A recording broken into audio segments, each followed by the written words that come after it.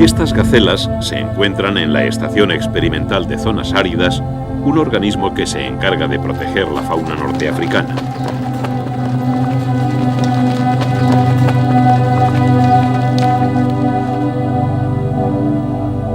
Sin embargo, el centro no se encuentra en el Magreb, sino en Almería, al pie de la alcazaba árabe de la ciudad. La estación ha puesto en práctica un programa especial para conseguir que estos antílopes se reproduzcan en cautividad. El objetivo final es poder reintroducirlos más tarde en sus zonas de origen.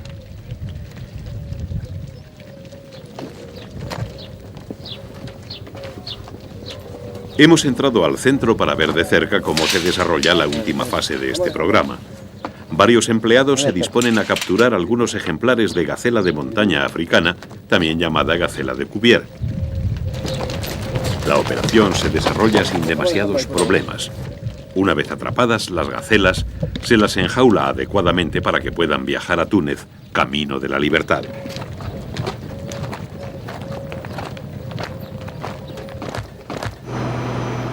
Al llegar al país norteafricano, las gacelas son conducidas al Parque Nacional de Bucornine.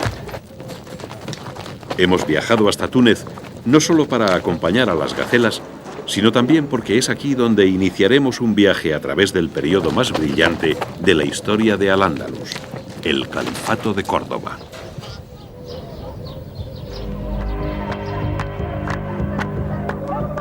En la ciudad tunecina de Kairouan, a principios del siglo X, tuvo lugar un hecho que influyó decisivamente en los destinos de Al-Ándalus. Allí fue fundado el Califato Fatimí. Ello significó la primera división religiosa que se producía en el Islam. Hasta entonces, todos los musulmanes atendían a una única autoridad religiosa, la del califa de Bagdad. Con la aparición de otro califato en Túnez, esa unidad religiosa quedó quebrantada definitivamente.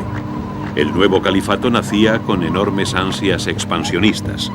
En su avance ponía en peligro los intereses andalusíes en el norte de África e incluso suponía un peligro para el propio territorio de Al-Ándalus.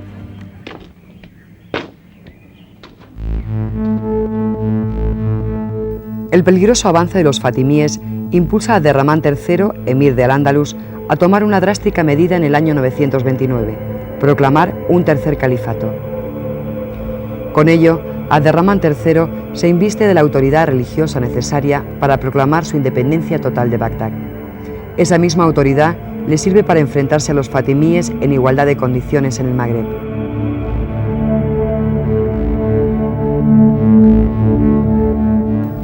Abderramán III demuestra ser un monarca enérgico. Antes de enfrentarse a los fatimíes, debe pacificar su propio territorio, asolado por rebeliones.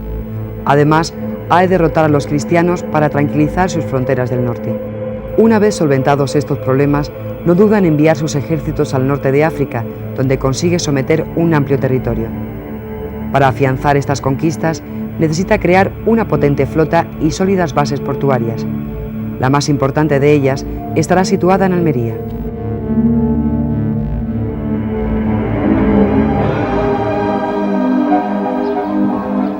En este tiempo, Almería era tan solo el puerto marítimo de la ciudad de Bayana, situada a unos 8 kilómetros del litoral, cerca de la población de Pechina. Abderramán III necesitaba aprovechar las infraestructuras de su puerto, pero en absoluto estaba interesado por la ciudad. De esta forma, la vieja Bayana cayó poco a poco en el olvido. El nuevo califato necesitaba una sólida base militar en este lado del Mediterráneo.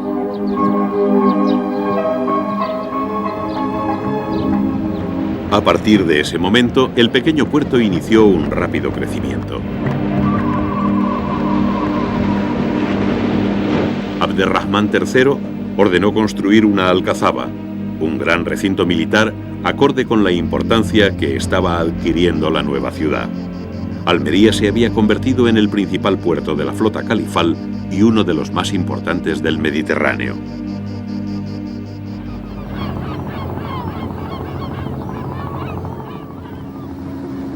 El Mediterráneo había sido desde la antigüedad un mar muy transitado.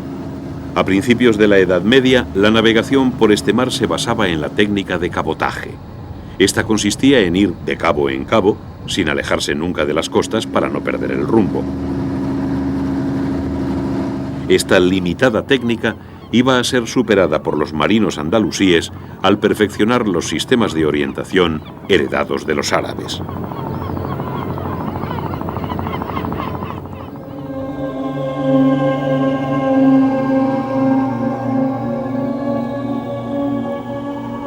Para los árabes, la orientación era un asunto especialmente importante. Para desplazarse por un paisaje cambiante como el desierto, hay que recurrir a referencias estables como son las posiciones de los astros. Los árabes desarrollaron la astronomía por este motivo. Pero además, con la aparición del Islam surgieron una serie de rituales para los cuales se hacía imprescindible tener conocimientos precisos de orientación. Por esta razón surgió una disciplina especializada en poner los conocimientos de la astronomía al servicio de la religión. Esa disciplina se llamó Miqat y los hombres encargados de ejercerla fueron llamados Muwaqit.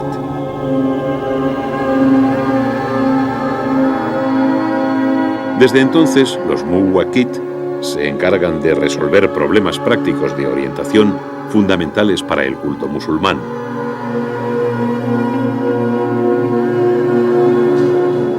Uno de ellos es fijar con total exactitud la dirección de la Qibla, el muro de oraciones de las mezquitas.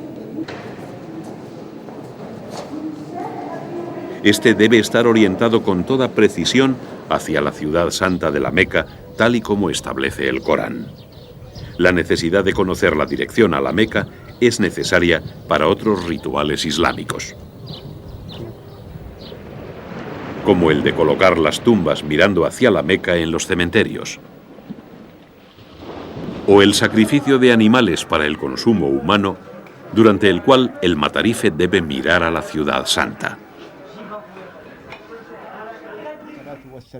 Esto mismo debe suceder cuando se procede a la lectura del Corán.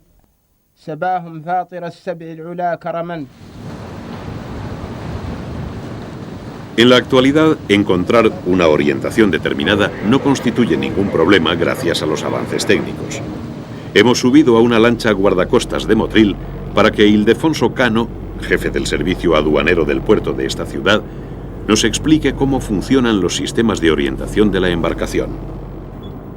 Básicamente lo más importante que lleva cualquier barco es el compás o aguja magnética, que en definitiva es una brújula, que se orienta, que tiene la propiedad de orientarse en la línea norte-sur y te permite mantener un rumbo determinado. Luego tenemos el radar, un aparato mucho más complejo, que dentro de una pantalla y dentro de un radio de acción, según la escala en la que estés trabajando, te permite ver la costa o los objetivos o obstáculos que tengas dentro de ese radio de acción.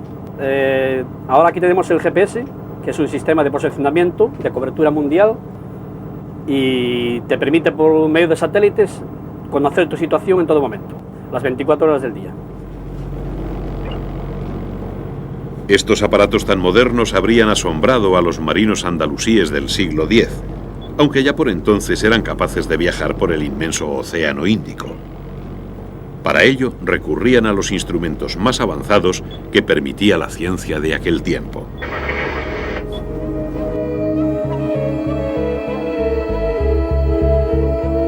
Para conocer cómo se produjeron estos avances, nos hemos desplazado hasta el monasterio de El Escorial.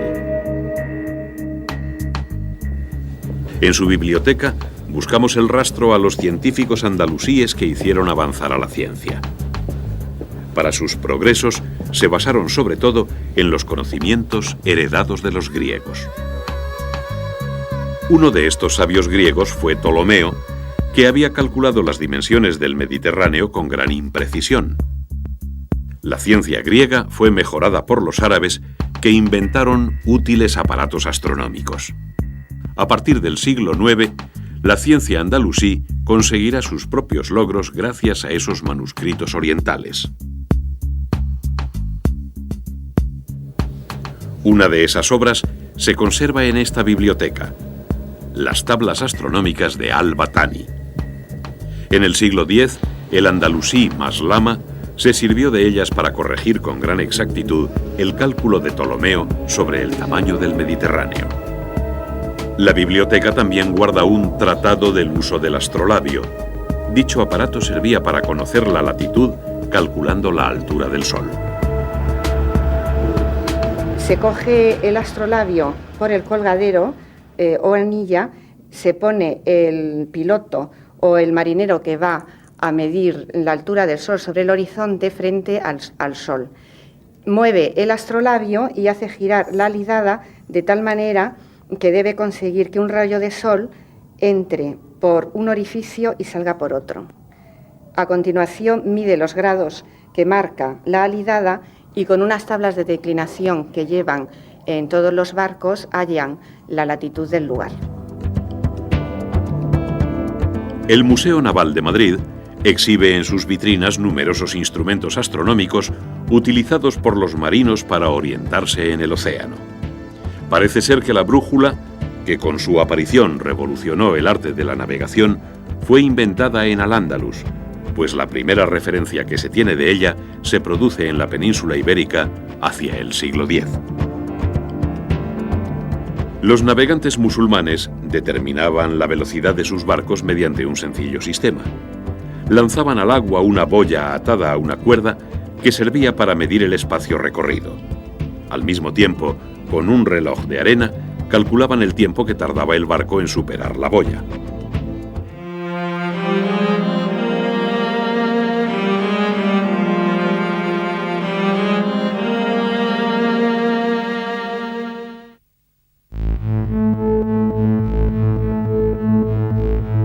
Tras la proclamación del califato, la corte de Abderramán III se convierte en un gran centro cultural y científico.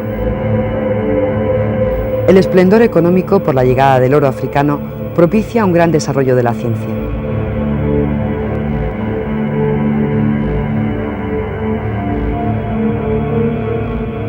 Nacen gran cantidad de tratados sobre disciplinas tan diversas como la astronomía, la medicina o la agronomía, todos ellos obra de sabios andalusíes. Al-Ándalus ya no depende de los avances llegados de Bagdad. Tiene medios económicos e intelectuales suficientes como para brillar con luz propia. Alcanzar ese nivel no hubiera sido posible sin la llegada de la numeración desde Oriente. Aunque fueron los árabes quienes la introdujeron, en realidad proviene de la India. Esta numeración introdujo el sistema decimal compuesto de 10 cifras. Además, supuso la creación del concepto de cero que los árabes representaban con un simple punto. Los sabios andalusíes contaron desde entonces con un sistema numérico mucho más útil que el empleado anteriormente. Con el antiguo método, basado en la numeración romana, resultaba arduo realizar operaciones matemáticas muy simples, como la suma de 2 cifras con decenas de millares. Desde Al-Ándalus, la nueva numeración se iba a expandir hacia el mundo cristiano. Gracias a ella, la ciencia encontró la herramienta que necesitaba para dar pasos de gigante a partir de ese momento. Hacer cálculos de trigonometría con la ayuda de un lápiz puede ser un juego de niños. Pero para llegar a operaciones tan sencillas y útiles como estas, fueron necesarios los estudios de sabios andalusíes como Ibn Muad de Jaén. En Al-Ándalus ya se utilizaba la trigonometría para construir pozos, minas, puentes y sobre todo trazados urbanos. Cerca de la localidad granadina de Illora existió una de estas antiguas ciudades andalusíes. Para estudiar sus ruinas son necesarias mediciones topográficas basadas en la trigonometría. El sistema es bastante simple. Todas las excavaciones están referidas a lo que nosotros denominamos un punto cero. Ese punto cero, a su vez, debe corresponderse con una altitud determinada con respecto al nivel del mar. Cada vez que nosotros necesitamos saber una profundidad de la zona en la que estamos excavando, montamos el nivel y tomamos la profundidad, la diferencia de cota que existe entre el nivel y ese punto cero. La siguiente. Los avances científicos y técnicos de la época del califato no solo propiciaron el bienestar de las gentes de aquella época. Con el tiempo se convirtieron en pilares sobre los que se basaron otros científicos para hacer progresar a la humanidad.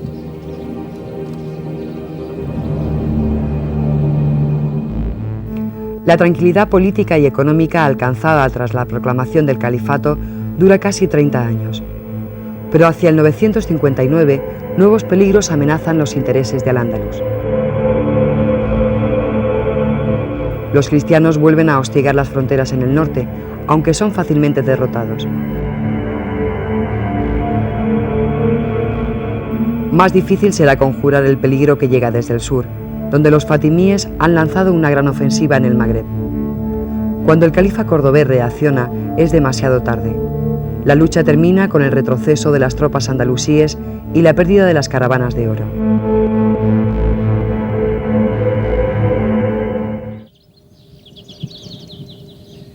Las derrotas en el Magreb afectaron a la construcción de Medina Azahara, la ciudad palatina iniciada por Abderrahmán III. Su hijo y sucesor, Al-Hakam II, se marcó como gran objetivo recuperar la hegemonía en el Magreb occidental. La ofensiva lanzada por Al-Hakam II tuvo éxito.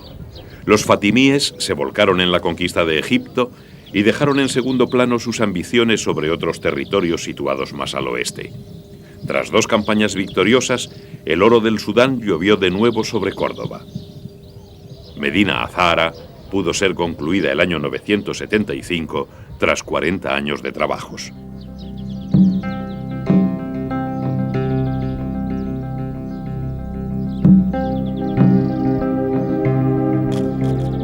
Este es el pórtico principal. Estaba reservado para que por él penetraran embajadores, reyes y otros personajes notables. A estos ilustres huéspedes se les deparaban recibimientos cargados de gran solemnidad, con los que quedaban vivamente impresionados. A ambos lados del camino se colocaban, por orden de rango, esclavos magníficamente ataviados, cortesanos enjollados y soldados que montaban caballos lujosamente enjaezados. El destino de la comitiva era el llamado Salón Rico, donde les esperaba el califa. El historiador argelino Al-Makari dijo de este lugar que su tejado estaba hecho con oro y losas de mármol y alabastro de colores diversos. A él se accedía a través de 8 puertas por cada lado, que estaban adornadas con oro y ébano. En su centro se situaba el trono del califa. Desde el trono, el soberano podía mirar al exterior, orgulloso de estar al frente de un poderoso estado. Resulta imposible saber cuál sería el verdadero aspecto que presentaba el Salón Rico en su época de esplendor, pero viendo sus esbeltas columnas y finos arabescos, no es difícil suponer estas estancias adornadas con todo tipo de objetos de lujo. En la ciudad de Medina Azahara tuvieron gran desarrollo las llamadas artes suntuarias, dedicadas a fabricar refinados objetos.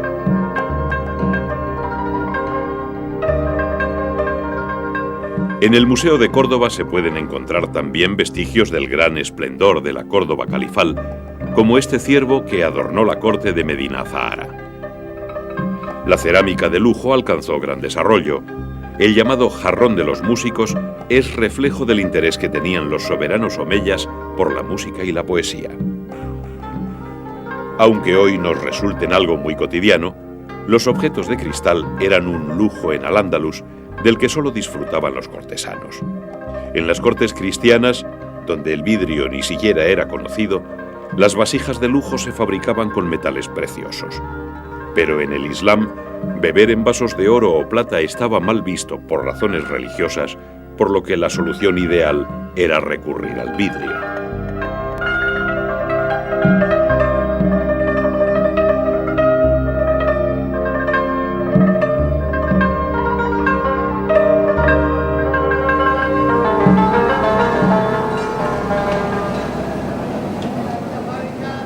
El descubrimiento del vidrio se produjo cuando alguien observó que la mezcla de carbonato sódico y sílice de arena, sometidos a la acción del fuego, daba lugar a un material transparente y muy maleable en caliente que tras enfriarse podía servir de recipiente ligero.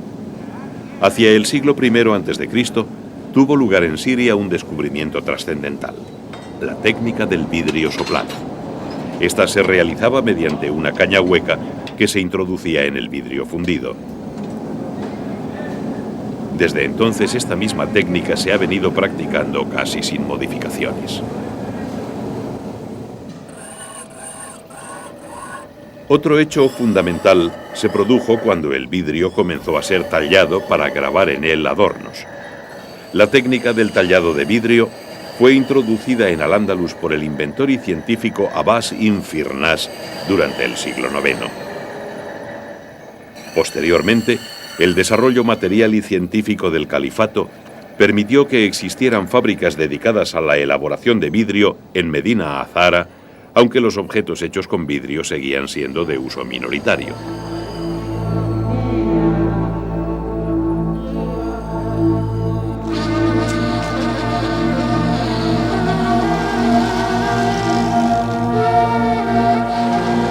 Al contrario que el cristal, la cerámica era un material muy utilizado durante la Edad Media por todas las clases sociales. Con él se realizaban la mayoría de las vasijas y vasos. Su coste y dificultad de fabricación eran mínimos. La cerámica surgió con la civilización. Al principio simplemente se modelaban las piezas. Posteriormente la técnica avanzó con la aparición del torno, el uso de moldes y la decoración en relieve. Los primeros focos de producción organizada estaban en las antiguas culturas de Egipto y Mesopotamia. Los griegos y romanos poseyeron una importante producción cerámica que dio paso a obras firmadas por artesanos con conciencia de artista. Los musulmanes impulsaron la alfarería con innovaciones técnicas muy importantes, como el vidriado con estaño o el reflejo metálico. Para conseguir estos y otros efectos, se hace preciso recubrir la pieza con pigmentos que al mismo tiempo sirven para realizar las decoraciones. Resulta toda una sorpresa descubrir que del pigmento con que se embadurna la pieza antes de entrar al horno, sale un color completamente distinto por efecto del fuego. Cuando queremos sale el color rojo, mezcla el cojol con arena, ahí está, aquí está. El color negro mezcla plomo quemado, aquí está, plomo quemado con manganeso, el plomo, bormal. El verde es el color del Islam. Por eso los califas cordobeses la eligieron como tonalidad predominante para adornar su vajilla de lujo. Esta cerámica ha sido denominada verde manganeso y está realizada con una técnica cuyo principal resultado es un esmaltado muy conseguido, que sirve tanto para impermeabilizar la pieza como para que la decoración quede muy resaltada.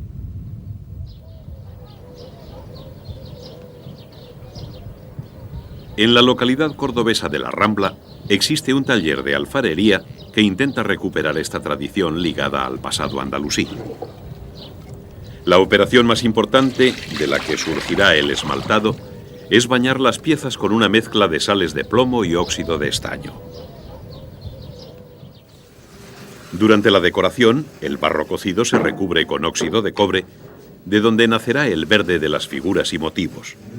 El óxido de manganeso dará los tonos negros o marrones de los bordes de la pieza y los sombreados que perfilan las figuras. Además de motivos animales o vegetales, se utilizan sobre todo inscripciones en árabe como la que reza Al-Mulk, la soberanía, frase utilizada como lema por los califas andalusíes.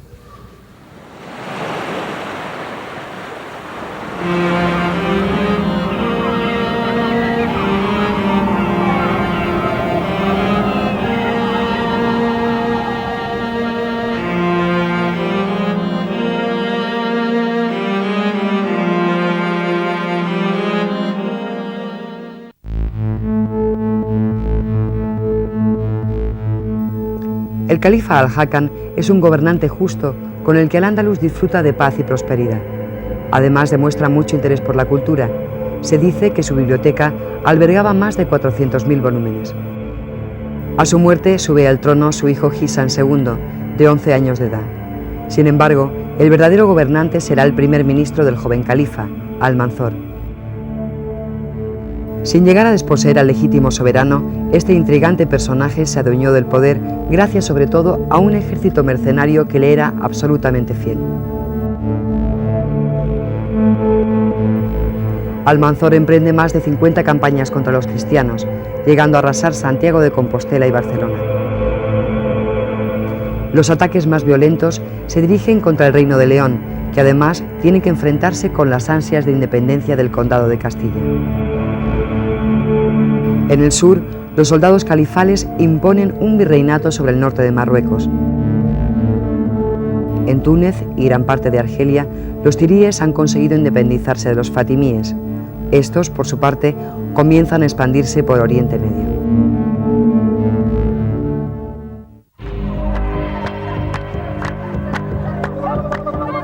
A la muerte de Almanzor, en 1002, le sucedió su hijo Abdelmalik, quien continuó la política de su padre. Pero tan solo 6 años después, Abdelmalik fue asesinado. Con ello, el califato omeya de Córdoba inició una fulgurante decadencia que ha sido denominada fitna o guerra civil. Entre 1008 y 1031, las luchas por el poder colocaron en el trono a 10 califas. Mientras estas disputas destruían Córdoba, en el resto de Al-Ándalus surgieron feudos independientes que dieron lugar a lo que se ha denominado reinos de taifas. La situación tocó a su fin cuando un consejo de notables de la ciudad de Córdoba decidió decretar en 1031 la abolición oficial del califato. En las aguas del Guadalquivir se había vertido ya demasiada sangre.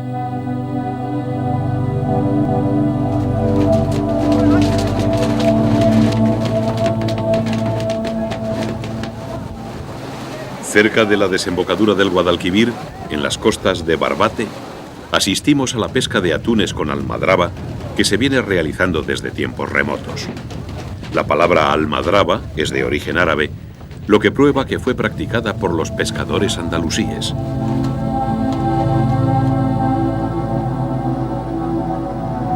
Una de las consecuencias de la guerra civil que asoló el califato fue la desaparición del poder naval andalusí. La poderosa armada que había dominado el Mediterráneo occidental hasta hacía poco quedó diezmada y dividida, tal y como le ocurrió a Al-Ándalus al concluir el que, paradójicamente, había sido el período más glorioso de su historia.